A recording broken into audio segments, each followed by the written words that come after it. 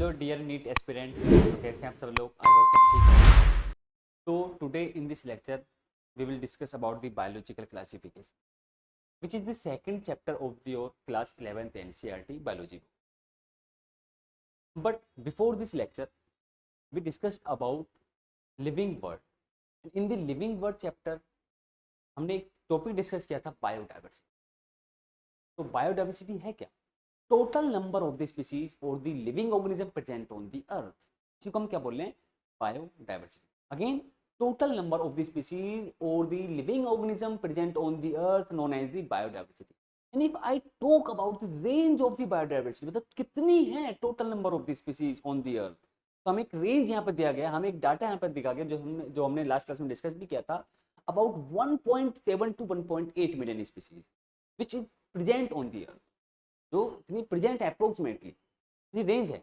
But अगर हम बात करें क्लास 12 के डाटा से, तो बायोडाइवर्सिटी हमें एक चैप्टर यूनिट है इकोलॉजी, उसी इकोलॉजी यूनिट में एक जो चैप्टर है बायोडाइवर्सिटी, वहां पर हमें डाटा दिया हुआ है slightly more than 1.5 million species. How many? Slightly more than 1.5 million species present on the earth. But class 11 के लिविंग वर्ल्ड में हमें क्या बोला जा रहा है कि जो डाटा है वो क्या है 1.7 to 1.8 मिलियन स्पीसीज. तो हमें अगर यहाँ से कोई क्वेश्चन आता है तो हमें नियर बाई वैल्यू यहाँ पर क्या करनी है? ऑप्ट करनी है, वो लेकर चलनी है. ठीक है, तो एक बार इसको देख लेते हैं. बायोडाइवर्सिटी में हम बच्चों हमने क्या पढ़ा था? बायोडाइवर्सिटी में हमने पढ़ा था different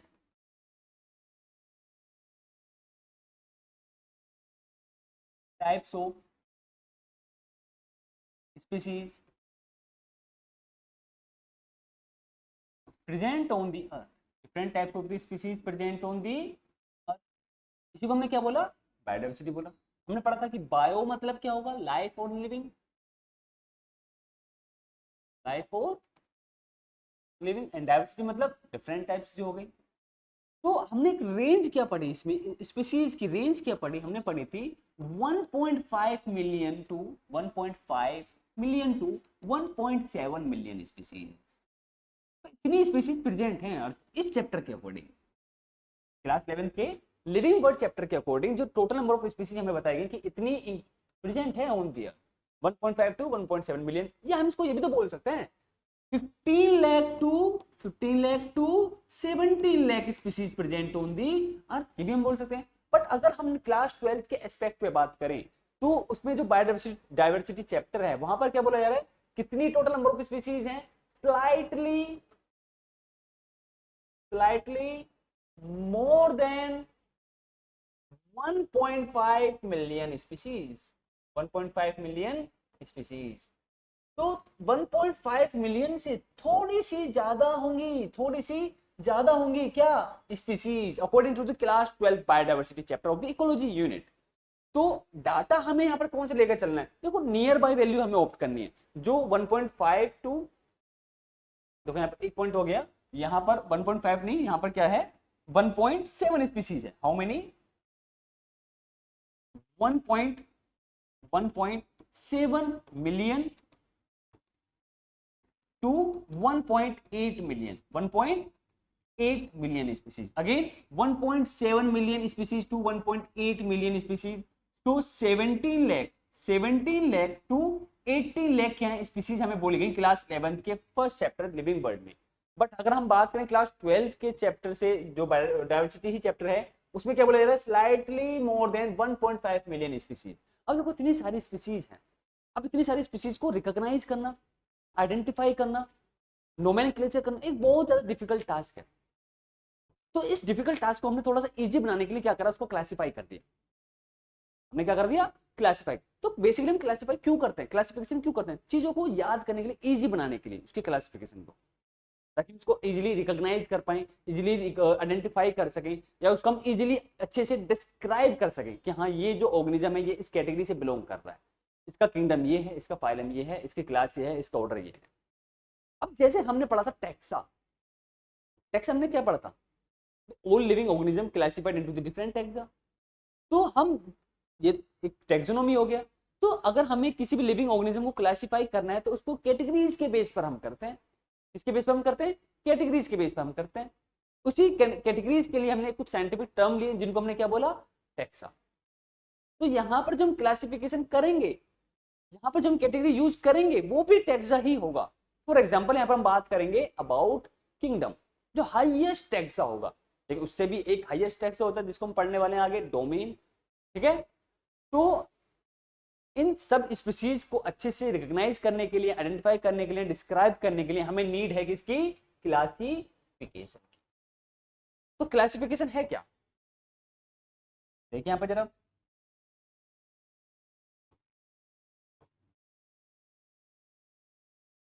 biological classification, I am talking about the biological classification. So again, bio मतलब क्या होगा, लाइफ और लिविंग, बायो मींस लाइफ और द लिविंग, यानी क्लासिफिकेशन में हम क्या बोलेंगे, ऑर्गेनिज्म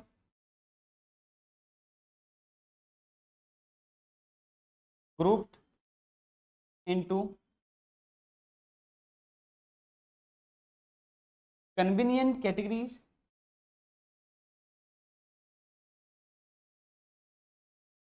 on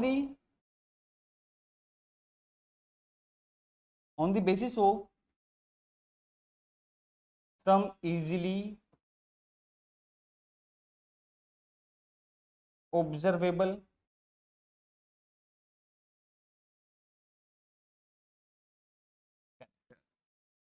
इसे हम क्या बोल रहे हैं बच्चों, यहाँ पर क्लासिफिकेशन। तो अगेन, तो क्लासिफिकेशन है क्या, देखो बायोलॉजिकल क्लासिफिकेशन, तो यहाँ पे हम लिविंग ऑर्गेनिज्म को क्लासिफाई करेंगे, क्यों करेंगे, उसको इजीली रिकॉग्नाइज करने के लिए, इजीली आइडेंटिफाई करने के लिए, अच्छे से उसको डिस्क्राइब करने के लिए। तो बायोलॉजिकल क्लासिफिकेशन हम किसको क्लासिफाई कर रहे हैं, लाइफ और दी लिविंग ऑर्गेनिज्म को हम क्या कर रहे हैं, क्लासिफाई कर रहे हैं। तो क्लासिफिकेशन के अंडर में organism grouped into convenient categories, मतलब हमने ऑर्गेनिज्म को कन्वीनिएंट कैटेगरीज में रखा, grouped into convenient categories and based on the some easily observable character। तो उनकी ऑब्जर्वेबल कैरेक्टर्स के बेस पर हमने ऑर्गेनिज्म को जो डिफरेंट डिफरेंट टाइप की कैटेगरीज में रखा, उसी को हमने यहाँ पर क्या बोला, क्लासिफिकेशन। तो this is the biological classification. तो आज के इस लेक्चर में बच्चों हम डिस्कस करने वाले हैं about biological classification, which is the very very very important chapter in the aspect of the NEET exam. ठीक है, और इसका वेटेज ये है कि यहां से कम 2 से 3 क्वेश्चन एवरी ईयर पूछे जाते हैं। How many, 2 to 3 question. 2 to 3 question का मतलब है 4 to मतलब 8 to 12 मार्क्स यहां से आएंगे इस चैप्टर से। ठीक है, तो अब आगे हम डिस्कस करने वाले हैं, देखो क्या क्या टॉपिक है हम इस चैप्टर में डिस्कस करेंगे, की बात कर लेते हैं। तो इस चैप्टर में हम डिस्कस करेंगे scientific classification. First scientific classification किसने किया वो डिस्कस करेंगे, लेकिन इससे पहले हम एक और क्लासिफिकेशन पढ़ेंगे, वो है नॉन साइंटिफिक क्लासिफिकेशन। और कौन सा होगा, नॉन साइंटिफिक क्लासिफिकेशन डिस्कस करेंगे। फर्स्ट साइंटिफिक क्लासिफिकेशन हो गया, सेकंड क्लास किंगडम क्लासिफिकेशन हो गया, third and the fourth kingdom classification को हम डिस्कस करेंगे, 5 किंगडम क्लासिफिकेशन को हम डिस्कस करेंगे, एंड 6 किंगडम क्लासिफिकेशन। अब ये किंगडम जितने भी क्लासिफिकेशन है किसने प्रपोज किए, किस पर बेस्ड होंगे, कितने किंगडम होंगे, कौन कौन से किंगडम होंगे, उनके कैरेक्टर्स, इजीली ऑब्जर्वेबल कैरेक्टर्स क्या होंगे, वो सब यहाँ पर बच्चों हम डिस्कस करने वाले हैं। ठीक है, सो फर्स्टली हम बात करेंगे about the non scientific classification. ये जो नॉन साइंटिफिक क्लासिफिकेशन है बच्चों, ये बेस्ड होता है basically uses of the organism, मतलब हम किस ऑर्गेनिज्म को किस वे में यूज कर रहे हैं, हमने उसी वे में क्या करा, उसको कैटेगराइज कर दिया। तो ये जो 9 नॉन साइंटिफिक क्लासिफिकेशन है, ये बेस्ड है किस पर, based on the uses of the organism, based of the uses of the organism. किस पर बेस्ड है भाई, based on the uses of the organism। for example if I talk about the food के aspect में अगर हम बात करें, मैं मान लो मैंगो, ये क्या है, ये फूड के एस्पेक्ट में हो गया। अगर हम बात करें क्लोथ की, तो जूट, सिल्क, कॉटन। शेल्टर की अगर हम बात करें, सालवुड जो होती है,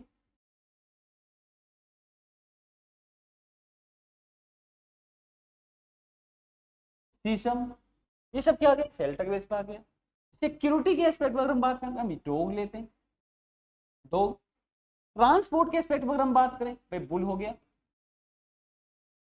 और इसमें हॉर्सेस हम ले सकते हैं। अदर के एस्पेक्ट में हम बात करें, प्लांट्स को, ऑर्गेनिज्म को मेडिसिनल वे में तो यूज करते हैं, ठीक है, गम्स के बेस पे भी यूज करते हैं, रेजिन्स के बेस पे भी हम यूज करते हैं। तो ऑर्गेनिज्म को हम जो यूजेस कर रहे हैं, किसके बेस पर, यूजेस के बेस पर ही हमने इसको क्लासिफाई कर दिया। फूड के स्टोरेज में मतलब डिफरेंट डिफरेंट टाइप के जो फूड होंगे, ठीक है। Clothing, jute, silk, cotton. Shelter, sal wood, sheesham, teak would भी हो गया, लिख सकते हैं, टीक वुड हम ले सकते हैं।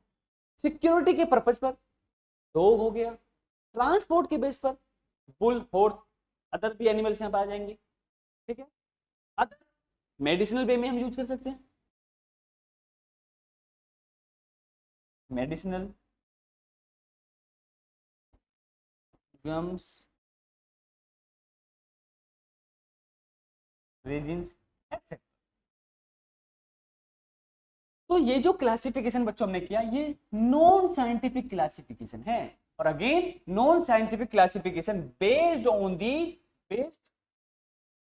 based on the uses of the organism, based on the uses of the organism, uses such as food, clothing, shelter, security, transport and others भी हो सकते हैं यहाँ पर कुछ। This is the non scientific classification, ठीक है। तो नेक्स्ट टॉपिक जो होने वाला है बच्चों, वो है क्या, फर्स्ट साइंटिफिक क्लासिफिकेशन। तो फर्स्ट साइंटिफिक क्लासिफिकेशन किसने प्रपोज किया, या फिर किसने गिवन दिया क्या, तो first scientific classification, I am talking about the first scientific classification given और प्रपोज्ड बाय, गिवन और प्रपोज्ड बाय अरिस्टोटल। किस पे बेस्ड किया, based on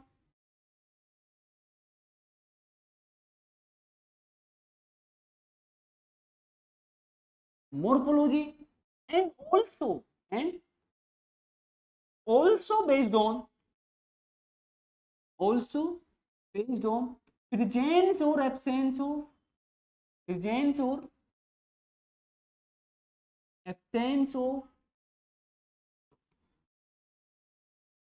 red blood cell।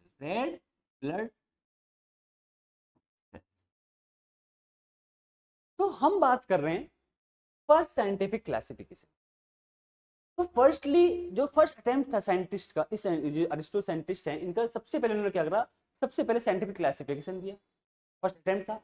So given और the proposed by the Aristo and based on the morphology and also based on the presence or absence of the red blood cell। किसके पास red blood cells हैं, किसके पास red blood cells नहीं है, तो classify कर दिया। अब कैसे, तो बेसिकली ये समझो अरिस्टो ने क्या करा, सबसे पहले क्लासिफिकेशन जो साइंटिफिक क्लासिफिकेशन किया, वो किसने किया, अरिस्टो ने किया। तो Aristo classify the living organism in the two categories, plants and animals, तो प्लांट को क्लासिफाई करा फर्दर, विच बेस्ड मोर्फोलॉजी के बेस पर प्लांट को क्लासिफाई करते हैं 3 कैटेगरीज में, herbs, shrubs and trees. But अगर हम बात करें एनिमल के एस्पेक्ट में, तो एनिमल को भी क्लासिफाई कर दिया इनटू 2 कैटेगरीज, एनेमा और एनीमा। किस बेस पर classify, on the basis of presence और absence of the red blood cell. तो मोर्फोलॉजी के बेस पर किसको क्लासिफाई करा, प्लांट्स को क्लासिफाई किया। किसको क्लासिफाई किया, प्लांट्स को क्लासिफाई किया। प्रेजेंस और absence of red blood cell, इस बेस पर किसको क्लासिफाई करा, एनिमल्स को क्लासिफाई कर दिया, एनिमल्स को क्लासिफाई कर दिया। तो again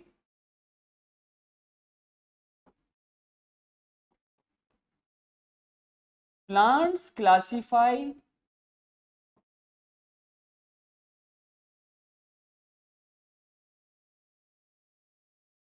classified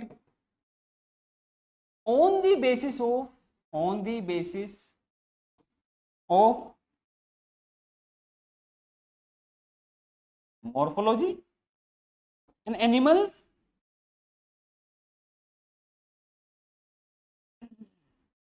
classified on the basis of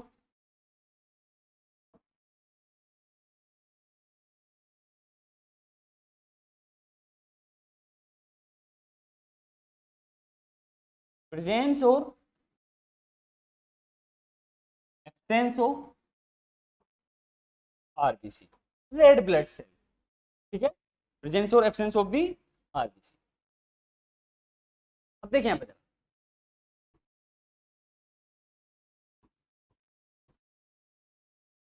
plant को 3 कैटेगरीज में क्लासिफाई कर दिया, हर्ब्स,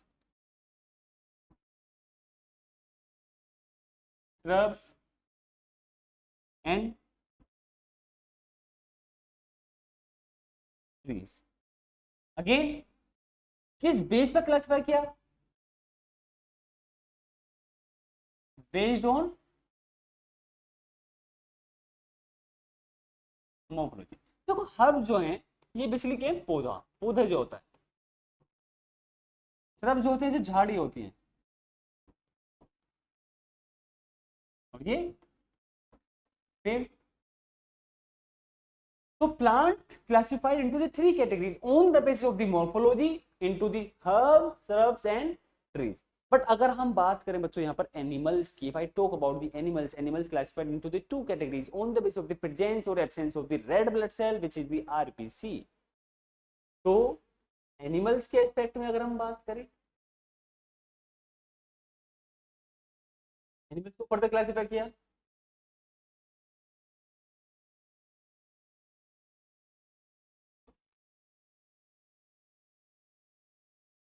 एनीमा एंड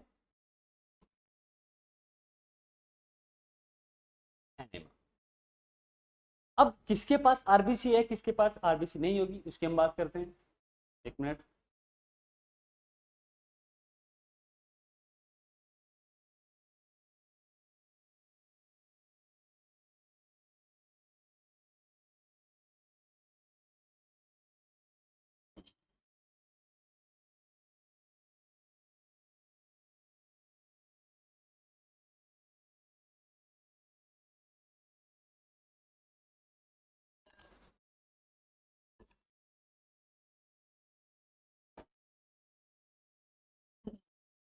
तो देखिए, तो एनिमल्स को क्लासिफाई किया on the base of the presence और एब्सेंस ऑफ द आरबीसी। किस बेस पे किया? On the basis of presence और एब्सेंस ऑफ आरबीसी। एनिमा, इनके पास क्या आरबीसी प्रेजेंट है, आरबीसी प्रेजेंट है। एनिमा में आरबीसी एब्सेंट होगी, आरबीसी एब्सेंट होगी। एक अगर मैं एग्जांपल ले लिया भाई, ह्यूमन बीइंग्स, अगर हम अपनी ही बात करें, ह्यूमन बीइंग्स, एनिमा में क्या आ गया? कॉकरोच, कॉकरोच इसमें हीमोलिम्फ होता है कॉकरोच में। तो कॉकरोच में बेसिकली आरबीसी क्या होती है? एब्सेंट होती है। तो again Aristo was the first scientist who given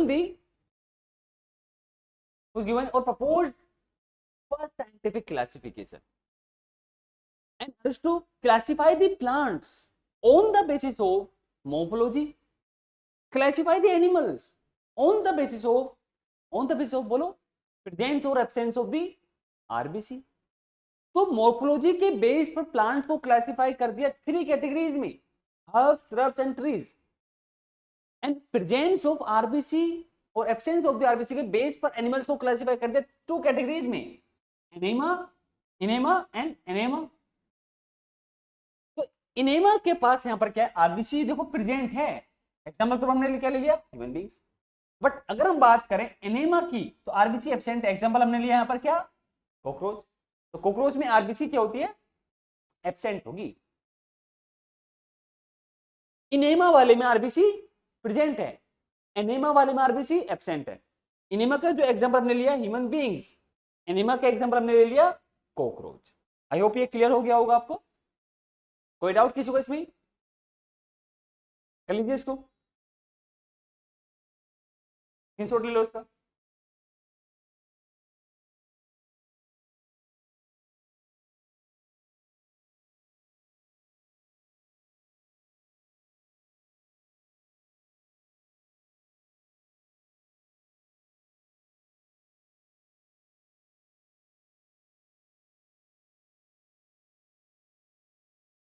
तो चलिए, right now I am talking about the two kingdom classification. तो टू किंगडम क्लासिफिकेशन किसने किया या किसने प्रपोज किया, पता होना चाहिए, कैरोलस लिनियस। हमने कैरोलस लिनियस में दो चीजें और पढ़ी हैं अभी तक लास्ट चैप्टर में, लिविंग वर्ड में। कैरोलस लिनियस में तुम्हें पता होना चाहिए propose the binomial nomenclature. Again binomial nomenclature को प्रपोज किसने किया, कैरोलस लिनियस ने ही किया था। सिस्टेमेटिक्स, सिस्टेमी नेचुरी, इसमें भी रोल किसका आएगा, कैरोलस लिनियस का ही आएगा। 3 पॉइंट्स याद रखें कैरोलस लिनियस से। पहला बायनोमियल नोमेनक्लेचर, लिख लेते हैं इसको यहां पर। Two two kingdom classification, firstly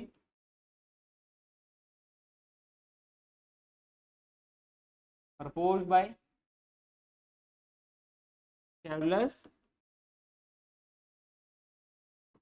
Linnaeus। Carolus Linnaeus, अब एक पॉइंट समझो, propose by the Carolus Linnaeus. तो कैरोलस लिनियस ने और क्या प्रपोज किया, ऑल्सो प्रपोज्ड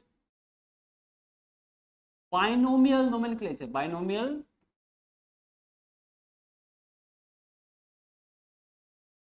nomenclature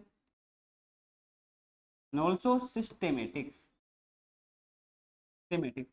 इनके पब्लिकेशन का जो टाइटल था वो क्या था, Systema Naturae, सिस्टेमा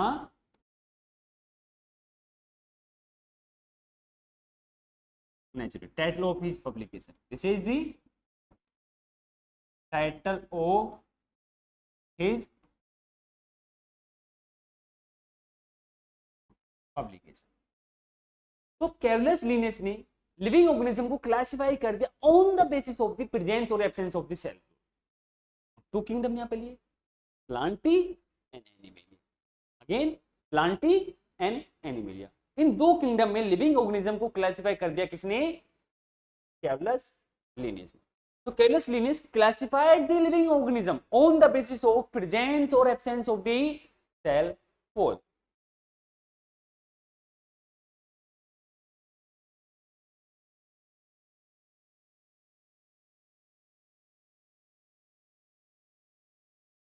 Carolus Linnaeus classified living organism on the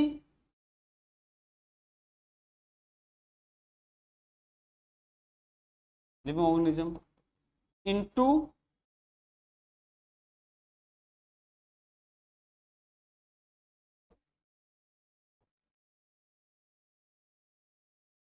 two categories, on the basis of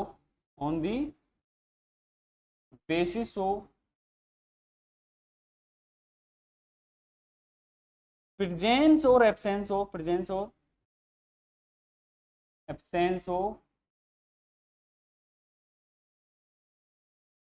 cell. तो कैरोलस लिनियस ने क्या करा, लिविंग ऑर्गेनिज्म को क्लासिफाइड कर दिया टू कैटेगरीज में। एक वो जिनके पास सेल वॉल प्रेजेंट है, एक वो जिनके पास सेल वॉल प्रेजेंट नहीं है या फिर एब्सेंट है। तो जिसके पास सेल वॉल है या फिर जिसके पास सेल वॉल नहीं है, उनको किस कौन सी कैटेगरीज में क्लासिफाई करते हैं वो हम देखते हैं यहाँ पर। तो अगर हम बात करें बच्चों,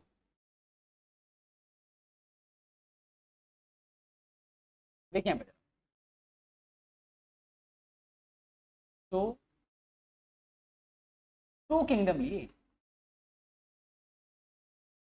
टू किंगडम,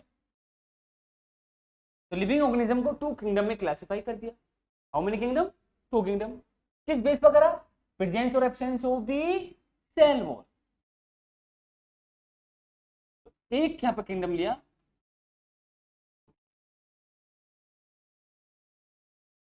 प्लांटी। दूसरा जो यहां पर किंगडम लिया वो है animalia, Plantae and animalia.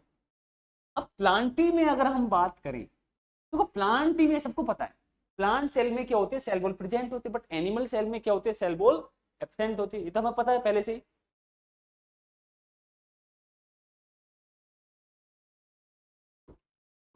Consist cell wall, but इसमें सेल वॉल क्या थी, सेल वॉल एब्सेंट थी। तो इसी बेस पर, बेस्ड ऑन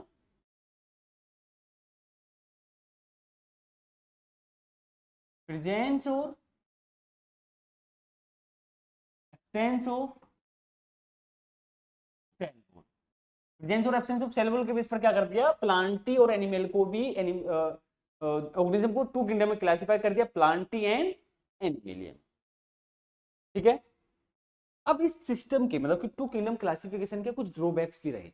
अब वो ड्रॉबैक्स क्या है, मतलब ये डिफरेंशिएट नहीं कर पाए किसमें, या फिर ये सिस्टम क्लासिफिकेशन जो है वो डिफरेंशिएट नहीं कर पाया किसको, प्रोकैरियोट्स एंड यूकैरियोट्स को, फोटोसिंथेटिक एंड नॉन फोटोसिंथेटिक को, यूनिसेलुलर और मल्टीसेलुलर ऑर्गेनिज्म को। ये इसके ड्रॉबैक रह गए। तो उन्होंने क्या करा कि फोटोसिंथेटिक नॉन फोटोसिंथेटिक ऑर्गेनिज्म सबको एक ही कैटेगरी में रख दिया, प्लांटी में रख दिया। ठीक है। तो ड्रॉबैक्स की हम बात कर लेते हैं। आई am talking about drawbacks. So it keep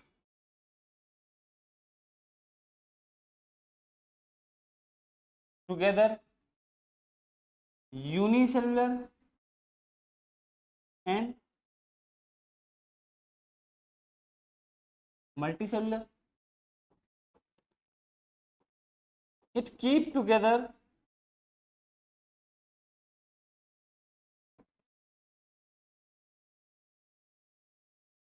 prokaryotic and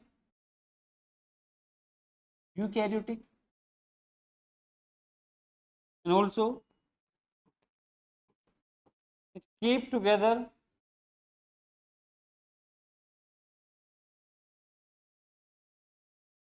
photosynthetic and non photosynthetic, photosynthetic and non photosynthetic,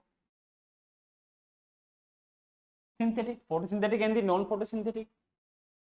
अब इन्होंने क्या करा, माइकोप्लाज्मा को भी प्लांट किंगडम में डाल दिया। माइकोप्लाज्मा पे, माइकोप्लाज्मा के पास तो सेल वॉल एब्सेंट है, माइकोप्लाज्मा भी क्या कर दिया,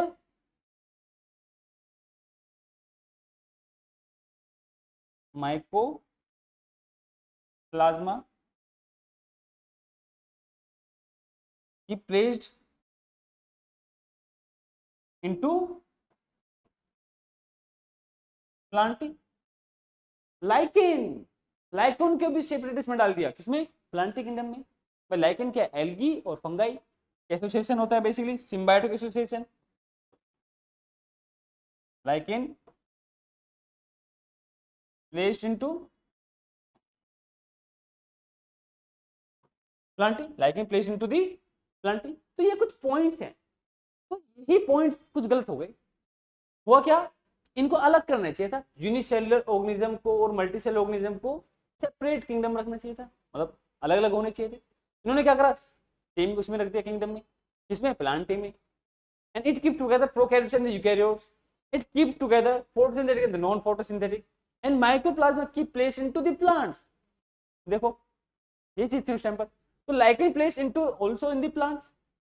तो कुछ यहाँ पर पॉइंट्स हैं, इसको लिख लो पहले।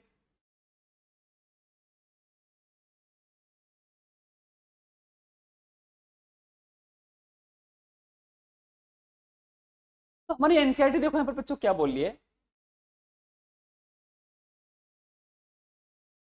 To kingdom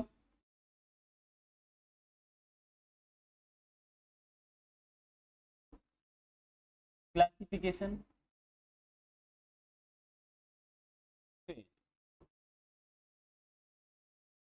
because of fail to differentiate between fail to differentiate between fail to differentiate between unicellular and multicellular organism, unicellular and multicellular organism, eukaryote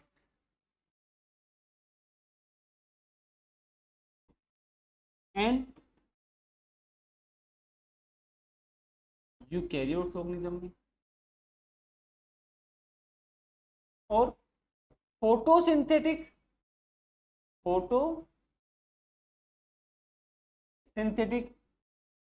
and non photo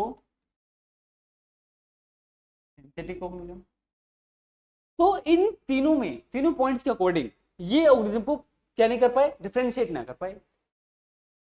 किसमें, यूनिसेलुलर एंड मल्टीसेलुलर ऑर्गेनिज्म, उन सबको एक ही kingdom place कर दिया, plant ही kingdom में, differentiate नहीं कर पाए, फेल्ड हो गए। अगेन प्रोकैरियोट्स एंड यूकैरियोट्स को भी सेम किंगडम में रख दिया, कौन से किंगडम में, प्लांट ही किंगडम में, डिफरेंशिएट नहीं कर पाए। फोटोसिंथेटिक नॉन फोटोसिंथेटिक ऑर्गेनिज्म को भी एक ही किंगडम में प्लेस कर दिया, प्लांट ही किंगडम में, वहां भी डिफरेंशिएट नहीं कर पाए। तो एक बार समझो इसको दोबारा, तो कहां पे जरा, तो प्लांट किंगडम में इन्होंने क्या क्या किया, इन्होंने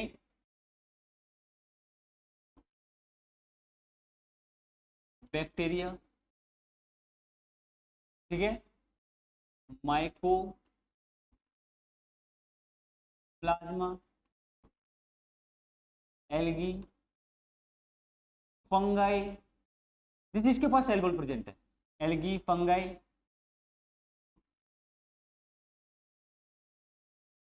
bryophyte,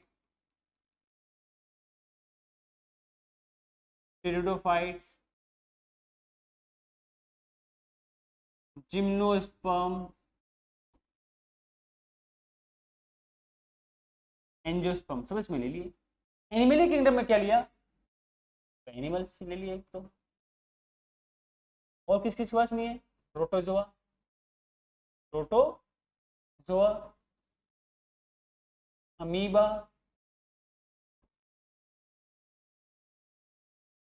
paramecium, protozoa, amoeba, animals, paramecium, ये सब किस में ले लिए, एनिमल किंगडम में ले लिए।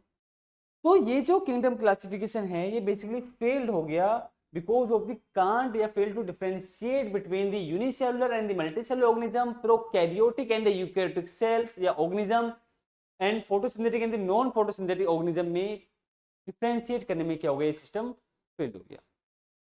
ठीक है, तो नेक्स्ट सिस्टम जो आता है अपना वो है कौन सा, लिख लो पहले, वो है कौन सा, 3 and 4 किंगडम क्लासिफिकेशन, जिसकी हम अभी आगे बात करेंगे।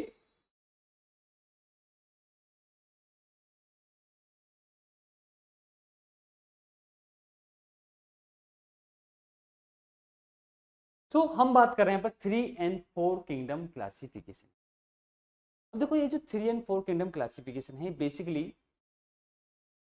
हम बात कर रहे हैं अबाउट पहले 3 kingdom classification, 3 kingdom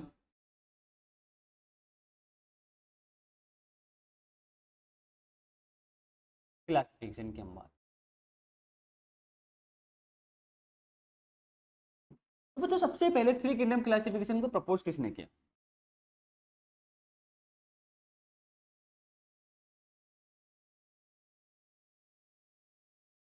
propose by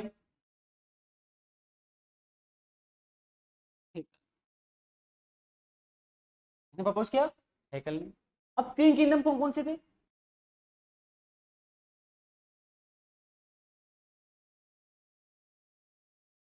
एक था protista,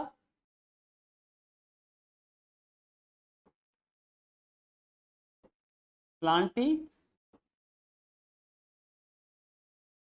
and animalia. Protista, Plantae and animalia, ये 3 किंगडम्स हैं, प्रोटिस्टा, प्लांटी एंड एनिमेलिया। अब एक पॉइंट बच्चों हमें यहाँ पर याद रखना है,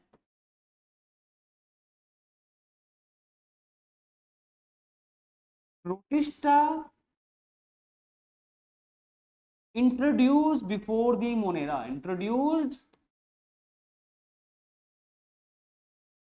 before the monera, again protista introduced before the monera। तीन जो 3 किंगडम्स हैं, तो 3 किंगडम क्लासिफिकेशन उसको प्रपोज किसने किया? हैकल ने प्रपोज किया। 3 किंगडम कौन कौन से? Protista, Plantae and animalia. और प्रोटिस्टा जो है वो हमने मोनेरा से पहले इंट्रोड्यूस करा, इससे पहले किया मोनेरा से पहले हमने उसको इंट्रोड्यूस किया, ठीक है। सो अब हम बात कर रहे हैं 4 किंगडम क्लासिफिकेशन की। तो 4 किंगडम क्लासिफिकेशन प्रपोज किसने किया? Propose by the Copeland. 4 kingdom classification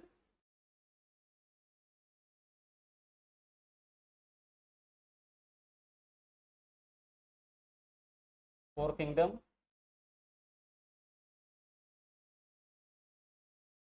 classification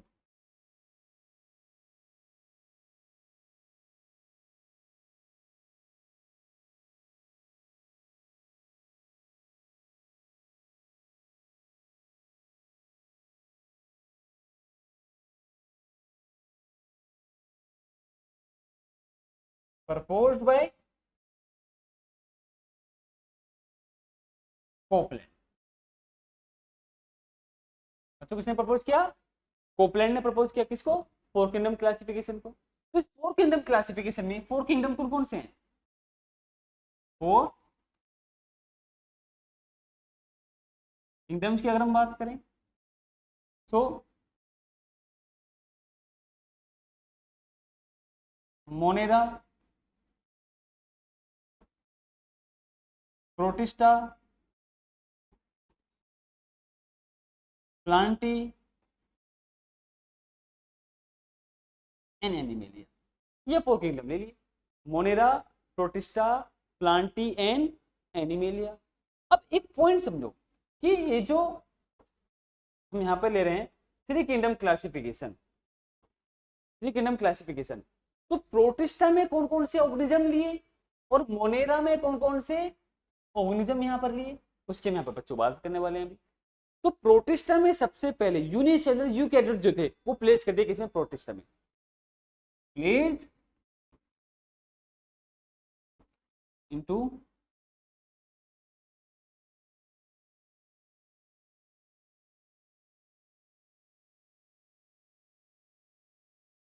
unicellular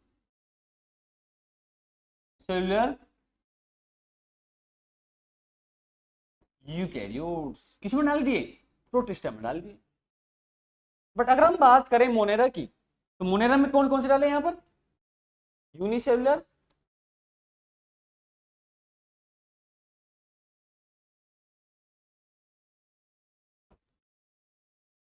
unicellular prokaryotes.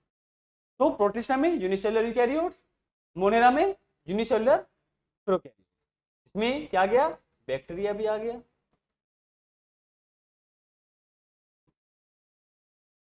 Micro plasma भी आ गया, जिसको मोड़ के बोल सकते हैं PPLO भी बोल सकते हैं, प्लूरो निमोनिया लाइक ऑर्गेनिज्म। तो दिस इज या बोथ जो है यहाँ पर जो किंगडम क्लासिफिकेशन लिखे हुए हैं, third kingdom classification and the fourth kingdom classification, 3 and 4 kingdom classification. एक बार दोबारा देख लें जरा। अगर हम बात करें 3 एंड 4 किंगडम क्लासिफिकेशन की, तो 3 kingdom classification proposed by the Haeckel. 3 kingdom कौन कौन से थे? Protista, Plantae and Animalia. And Protista is which type of the kingdom which introduced before the monera, Monera से पहले प्रोटिस्टा को इंट्रोड्यूस किया गया।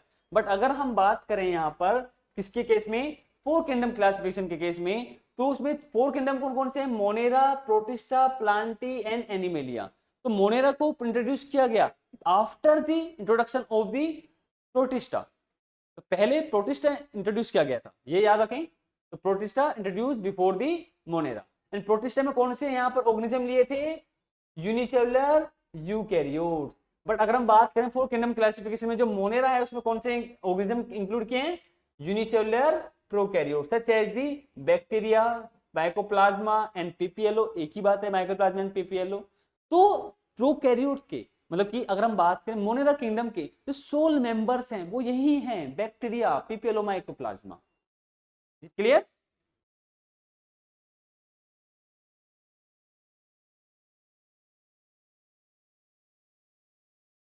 टू किंगडम क्लासिफिकेशन हमने क्या पढ़ा अभी? प्रपोज किया था किसने? कैलुलस लिनियस ने। Based on the morphology of the plants, मतलब प्लांट्स को बेस्ड क्लासिफाई करते थ्री कैटेगरीज में on the basis of the morphology. Animals को क्लासिफाई करते टू कैटेगरीज में on the basis of the presence और the absence of the presence और absence of the RBC. तो मॉर्फोलॉजी के बेस पर किसको क्लासिफाई किया और प्रेजेंस और एब्सेंस ऑफ द आरबीसी के बेस पर किसको क्लासिफाई किया? पता होना चाहिए तुम्हें, हमारे सामने है यहाँ पर। ठीक है, अब ड्रॉबैक्स क्या थे? ड्रॉबैक्स हमारे लिए इंपॉर्टेंट है। ड्रॉबैक्स क्या थे इसके? ड्रॉबैक्स ये थे कि ये डिफरेंशिएट नहीं कर पाए किसमें? यूनिसेलुलर मल्टीसेलुलर ऑर्गेनिज्म में, और किसमें? प्रोकैरियोट एंड यूकैरियोटिक ऑर्गेनिज्म में। वो किसमें डिफरेंशिएट नहीं कर पाए? Photosynthetic and non photosynthetic organism में ये डिफरेंशिएट नहीं कर पाए, इसलिए ये सिस्टम क्या हो गया? फेल्ड हो गया।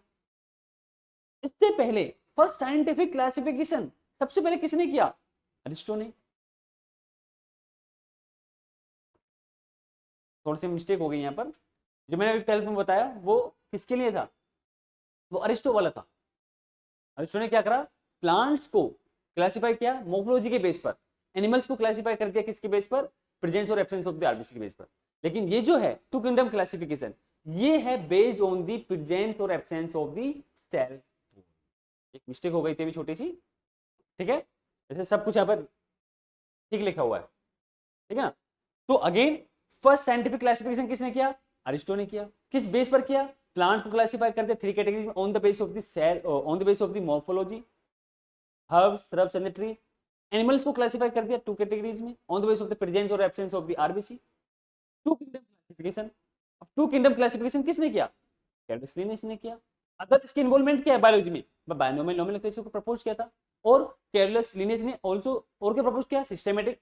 उसके पब्लिकेशन का नाम क्या था? सिस्टेमी नेचुरी। ये सब हमें पता होना चाहिए।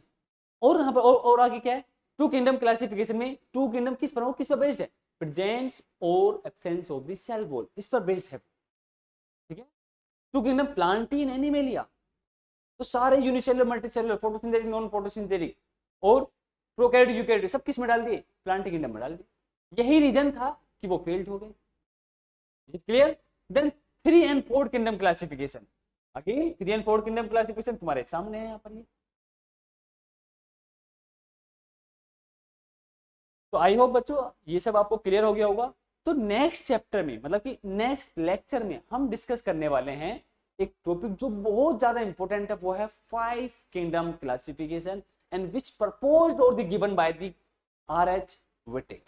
इसी को हम यहाँ पर डिस्कस करने वाले नेक्स्ट क्लास में। ठीक है, तो आज के लिए इतना ही। आई होप सबको समझ में आया होगा। कोई डाउट अगर है तो कमेंट कर देना, आई विल रिप्लाई। ओके।